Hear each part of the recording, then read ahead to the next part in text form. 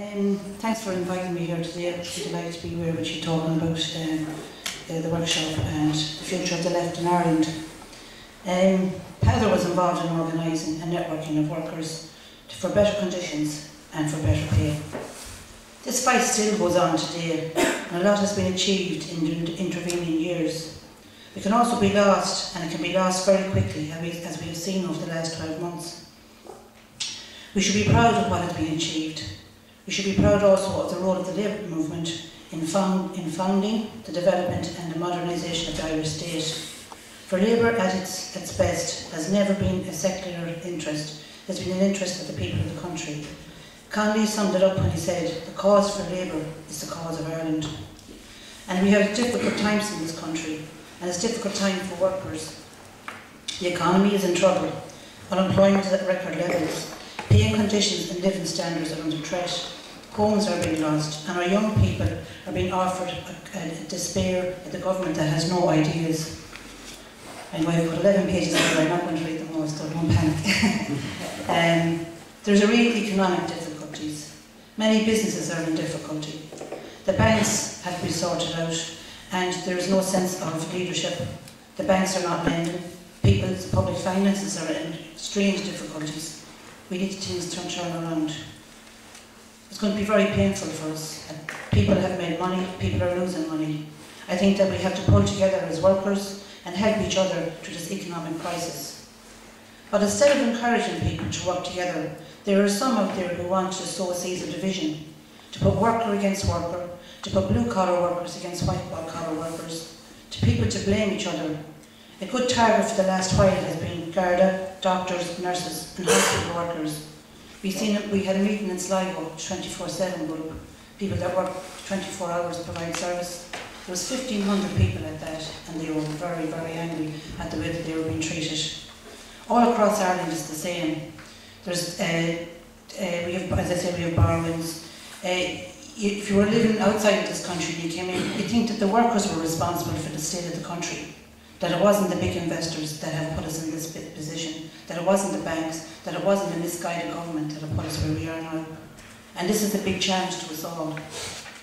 In the past there had been a choice of two parties, but now you have seen through the leadership of Ian Gilmore that people are turning to the Labour Party now because of the decisions they have made, and the decisions that they have made have been proven to be right time and time again. And I think that in reality it's good that we have some leadership coming up, because people are in the depths of despair and they need guidance, and the Labour Party is providing that. As I said, again and again we have put jobs and growth at the centre of the political debate, when others had no interest, only for their own interests. The Labour Party has said publicly that the opposition to cross-border cuts, it has to stop. We cannot just put in blame taxpayers and expect them to pay for everything that has happened in this country. The price will be too high. Our young people are unemployed. They're going to leave us. They will lose and give despair and just give up on what the future in this country will be. It's not going to be good for anybody. So I think that this is where we have to look at. We have to look at our past. We have to look at what happened in the country before. Like down through the years, the unions, people organising themselves and working together has helped this country enormously. The gains that have been made from the ITGWU, through SIPTRU, to all the other unions is a way forward, and something that we should be looking at and learn from the past to go into the future and provide a future for all our children and for ourselves. And we're just looking through this now, and we'll skip through it if we can. We want to take a bit too much for it. The vision that we need is for today, and as Ian Gilmore has said, we need a new republic, a republic that builds on ideals that will see the movement of people and the state respond and make a real difference to us. We will value people as citizens, not as units that can be produced and exploited for what they can get and use it into the hands of a few people. We need a vision of a new modern republic that will be sustained and be sustainable, that will build the foundations of personal freedom and social justice. If that seems to me too much to ask, then remember that we have been here before.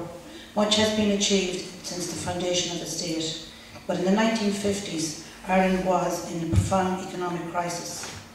Yet from that crisis came the programme of economic development, the opening out of the Irish economy and the opening up of Irish society. From it came Ireland's membership of the European Union, progressive social legislation, equal pay and a whole series of employment rights. It may take us a decade to get out of this crisis, but our economic efforts and sacrifices cannot be about the return to a status quo. There must be a direction to build a new republic. So what would the Labour Party do that would be different? As we see that Fianna Fáil have evaporated many of the jobs that we have been here. We must return now to a hard graft of building export for this country, not building for builders. This has to change. We have to become competitive.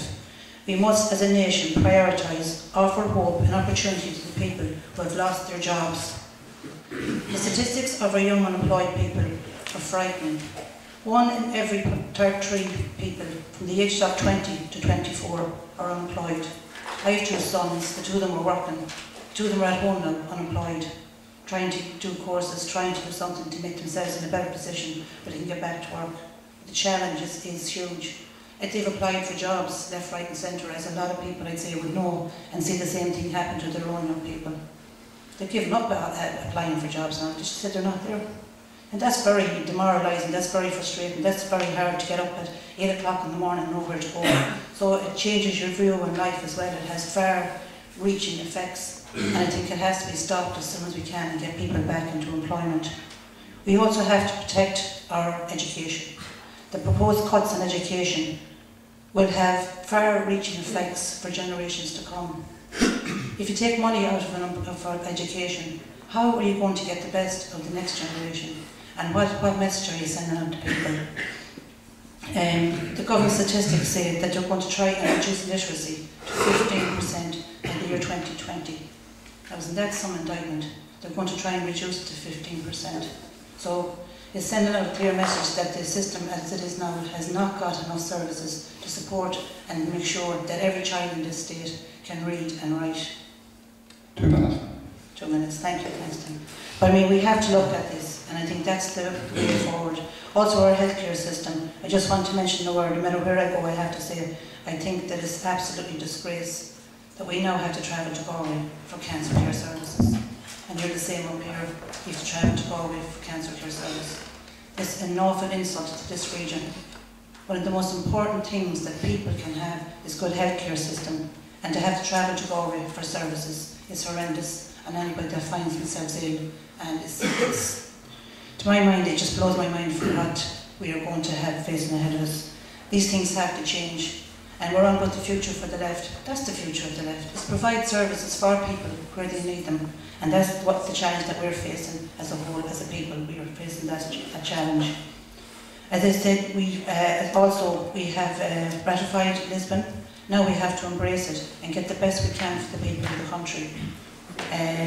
There's new legal laws in there for workers' rights. We have to enforce them, and I think this is what the main point. Sorry, for the future of the Labour Party and for the left in Ireland. We can still build a republic worthy of Larkin ambitions. The left is not dead, is not even ill. It is live and kicking, and on the ebb of a new age, a new understanding that Labour will offer a clear vision and will deliver a better life for all. Thank you very much.